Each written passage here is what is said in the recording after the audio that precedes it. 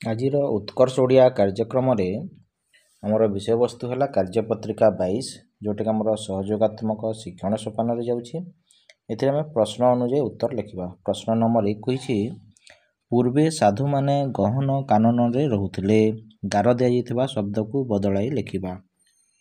आम कानन बदल आम लिखा वन। तार उत्तर है पूर्वे साधु माने गहन बनरे रहुथिले। कानन अर्थ वन जंगल जोटा आम कहूँ। परवर्ती प्रश्न प्रश्न नंबर 2 कहूँ चाकरटी को मालिक घर बहिष्कार कले आस बहिष्कार शब्द को बदलाई लिखा। उत्तर देसी से बाहर को आनिले बाहर कथा हेले बाहर करदेले बाहर रखी शुणिले एटा हम बाहर करदेले। आम वाक्यटी को लिखिपर चाकरटी को मालिक घर बाहर करदेले। तार परवर्ती प्रश्न प्रश्न नंबर 3 को जीवा।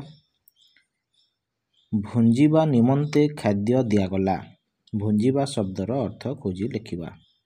ऑप्शन देछि भोग करिबा भाग करिबा भोजन करिबा भरणा करिबा। उत्तर है भोजन करिबा। आम वाक्यटी को बदलाई लिखिपर भोजन करिबा निमंते खाद्य दियागला। तापरे आम पुणी जा परवर्ती प्रश्न प्रश्न नंबर 4 को 4 से देइछि हमर कंटा बाड़े लुगा पकाइबा कंटा बाड़े लुगा पकाइबा आस एही उक्तिर अर्थ खोजी लिखा।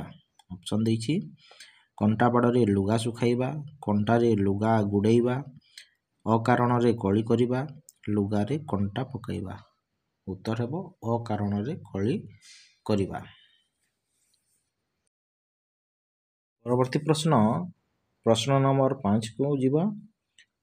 राम बाबू विदेश प्रत्यावर्तन कले आस प्रत्यावर्तन शब्द को बदलाई लिखा। उत्तर देछि से बुली पड़िबा आग को जीवा फेरिबा आगभर हेबा। उत्तर हेबो फेरिबा। तेणुक आम वाक्यटी को नुआ करी बदलाई लिखिपर राम बाबू विदेश फेरिले। पुणी शेष प्रश्न प्रश्न नंबर 6 को जीवा। से कहूँ ए ठीक शब्द बंधनी भितर बाछि लिखा।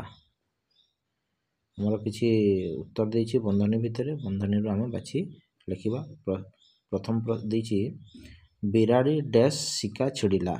उत्तर है बिराड़ी कपाल को शिका छिड़िला। द्वितीय देव डैश धुआं दियो। उत्तर है मशा को धुआं दियो। तापर आसब मोर तृतीय प्रश्न देछि तुम कथा मो डैश पाइला। से हम तुम कथा मो मन को पाइला। चतुर्थ रमेश डैश पटु रमेश गणित पटु। ये हम उत्तर हम गणित। शेष प्रश्न लोकटी डैश पड़ीगला लोकटी घोड़ारू पड़ीगला।